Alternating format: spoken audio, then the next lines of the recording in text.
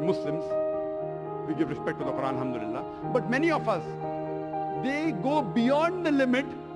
They give so much respect that they forget for what purpose the Quran was revealed. You know, we keep the Quran on the topmost shelf. Alhamdulillah. They keep it so much on top that it's difficult to reach. And the Quran catches dust. You know, the Quran is a book of guidance. It's a guidebook. You know, suppose if you are studying, the guidebook is normally at a shelf which is reachable. You know, it's kept at a shelf which you can reach the easiest. You won't keep it on top where it's difficult to take a stool to get it down. So Quran is a book which should be referred every day. It should be handy. And many of us Muslims, you know, we tie the Quran in a pure silk cloth. And then we tie a knot on it. Suppose if you want to read the Quran, you start thinking, okay, 5 minutes to open the Quran. 5 minutes again to tie the Quran, 10 minutes. The thought of you opening the Quran and again tying it will be a deterrent. And if you have 10 minutes, 10 minutes abhi kholne mein aur bandhne mein jayenge. If you have 10 minutes time, you know, to open the Quran, close 10 minutes, so better not read the Quran. See, we have to respect the Quran, but the main respect is in the heart. I'm not against keeping the Quran on top, don't get me wrong. But see to it that it is accessible. It's easily available for guidance. You know, many of us Muslims, before touching the Quran, we scrutinize 1,000 things as though it's an RDX bomb. Quran, wearing shoes, can I touch the Quran? Can I read the Quran while standing? Can I read it in the office?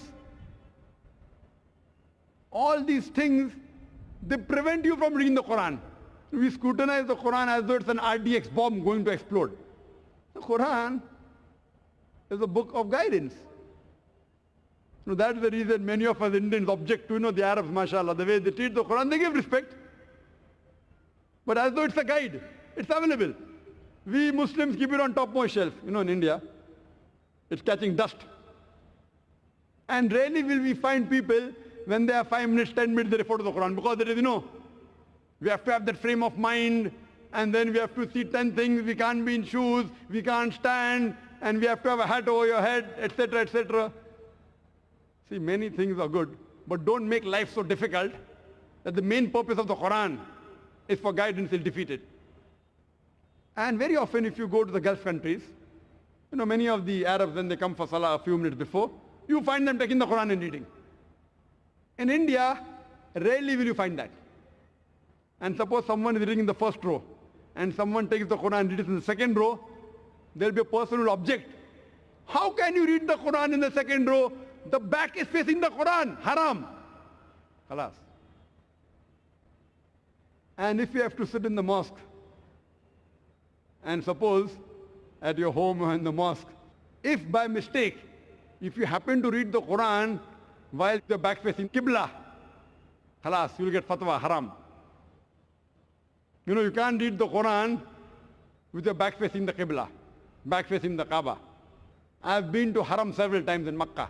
Several times, you know, they have this Talim al-Quran, they have the Hifz classes, you know, and the students sit in rows.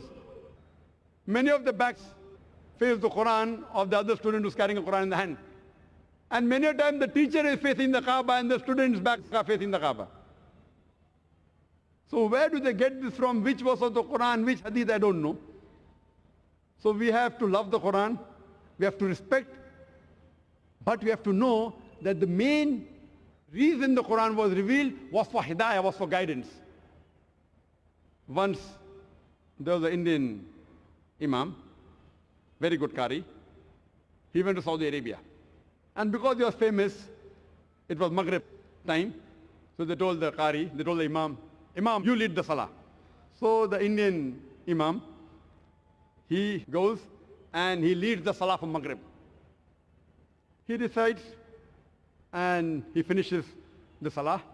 And when he finishes the Salah, one Saudi smiles at him. So then he asks that, what's the problem? Was there any problem in my qiraat? So the Saudi told him, no, your qiraat was wonderful. I was only wondering that when you recited Surah Yusuf, you put Yusuf alayhi salam in the well, but before you complete the salah, why didn't you get him out of the well? This anecdote would be understood only by those people who read the Quran with understanding. Those who don't read the Quran with understanding will not be able to understand this anecdote. The Saudi was telling him, if you read Surah Yusuf, it speaks about the story of Yusuf Islam, that how he was betrayed by his brothers, and his brothers put him in the well, and later a caravan comes, and Yusuf Islam is got out of the well. So the Saudi tells him that you recited very well, but in your salah you put Yusuf Islam in the well, but at least before ending the salah you should have brought him out of the well. That means we start the surah from anywhere, and we end it anywhere without realizing have we completed the meaning or not. We Muslims, we have several excuses